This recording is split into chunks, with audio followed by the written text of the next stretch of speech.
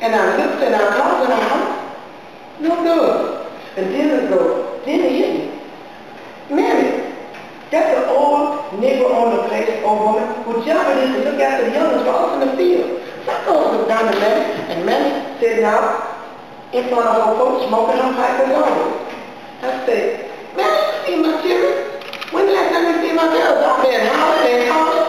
And she said, nothing at first. She just get up and walk in the tube and reach out and grab our arm real tight.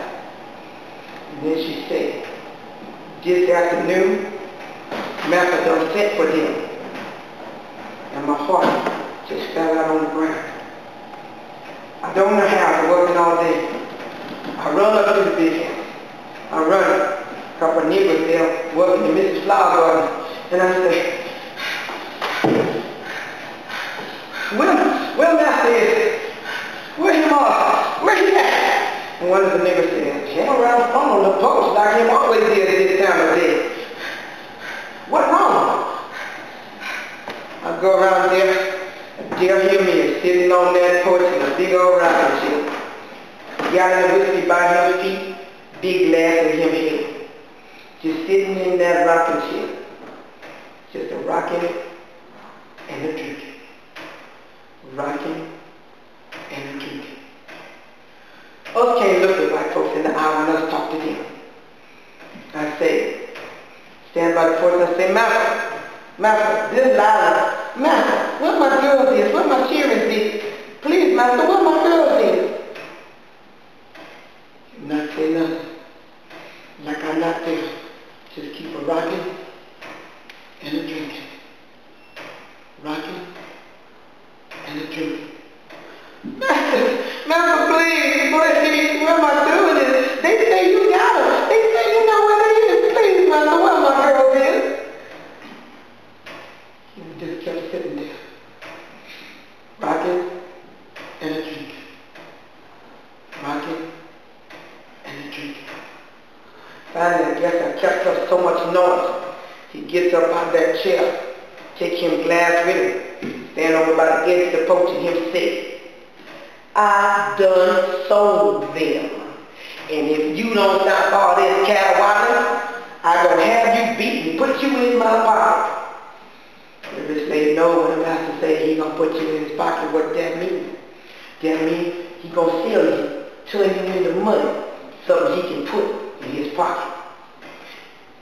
For the first time in my life, I stand there and I look right up in his face. I don't care what he'll do to me no more. As far as I'm concerned, I just died. And I look at him. And I stand there and look at each other. Don't know how long. Then finally him turn and go sit back down in that chair. And I walk on down in my empty cabin. Seems like I cried for 100 years. Don't bring my gal back though. Never see them no more. Well, time passed. One morning, I get ready to go to the field, and I hear this banging on top of my cabin. And then I look up there, Master standing in the doorway, and say, Lila, get your stuff together. You moving up to the big house. You gonna be cooked now. Everybody knows the old cook up at the big house.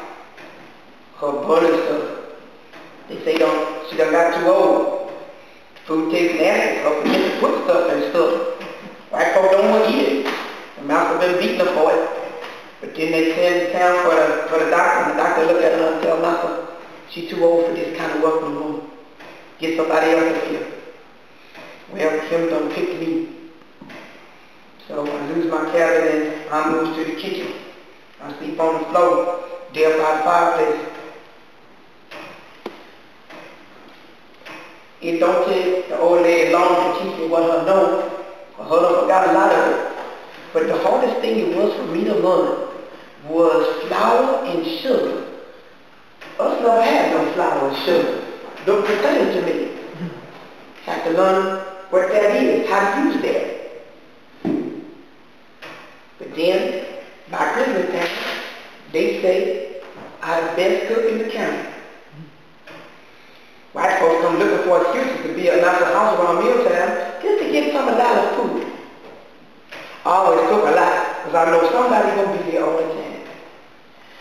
Then one day, I out in the summer kitchen. And Master come out there and he'll say, Lila, on Saturday, we gonna have a big going on. Put the extra leaves in the table. It's gonna be about 16 for dinner.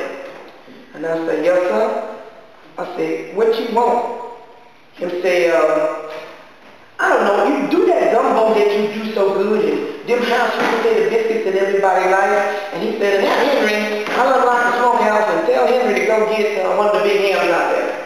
And I say, yes, sir, what else you want with that? Him say, I don't know, you know what you do, just get something. So yes, sir. He said, one other thing. Now, if you need something, tell Mrs. Hustle in the town to get it for you, you hear? But this guy can be the best meal you ever could. You understand me? So yes, sir. Yes, sir, I understand. Well, sir, for 3 days I cook. I'm not even going to sleep. Because if they not right, Master not going to be nobody but alive. So I'm not letting nobody help me. I does it myself. He had told me to get some of the girls cleaned up from the field, help serve. And I does that too. That Saturday night, all them people sat there. Dinner go on for 3 hours. Them white folks ate and ate and ate, and then they sit back in their chairs and they go, oh, I'm so full. Oh, that's too good. I'm so full. Bring me another one of them biscuits. Well, sir, I cleared the table off that. Mrs. give me the sign, and I cleared the table off to bring this up. I made a real high rum cake with caramel icing. Everybody's hoping that was just get for dessert. I know for that. That come out of my head. Well, sir, us serve dessert. I myself pours the coffee. And I goes around and I pours everybody's coffee. Mrs. is the last I pour. And then I stand behind her chair like I do for every meal in case I want something. I stand there and her only got to do like this, and I know lean forward and see what her wants. So I'm standing there. Now the whole time I'm pouring that coffee, Mrs. her just talking. Her pay no mind to what I do. But as I stand there, everybody else, before they touch that coffee, they stood, they blow it, you know, get the hot out of it, and they, before they take a sip. But Mrs. Hud has the coffee. As I stand there, I watch her reach for that hot cup of coffee. And I watch her put it to her mouth. And oh! She dropped it, she stood up, and she turned around and slapped me to the floor. She said, you black wench, you did that on purpose. There was Master get involved. Him come running around the table, grab me by the top of my hair, drag me through the house out to the barn, have 2 big niggers hold me, and with his stick, he beat me so bad I'd not be able to walk for 2 more weeks. They beat me so bad they get scared, send a town for the doctor, and him brings me back.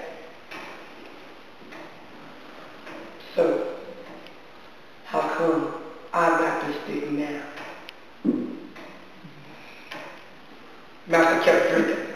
Doctor kept telling him it's going to kill him, but him kept drinking. And then toward the end, with that breakfast tray, I better send a big old glass of whiskey up there. If not, when him come down, they're going to be held up in the cabin. Mrs. Huck kept telling me, don't be sending that whiskey up there. But him not going to come down and beat her. He going to beat me. I'll send the whiskey.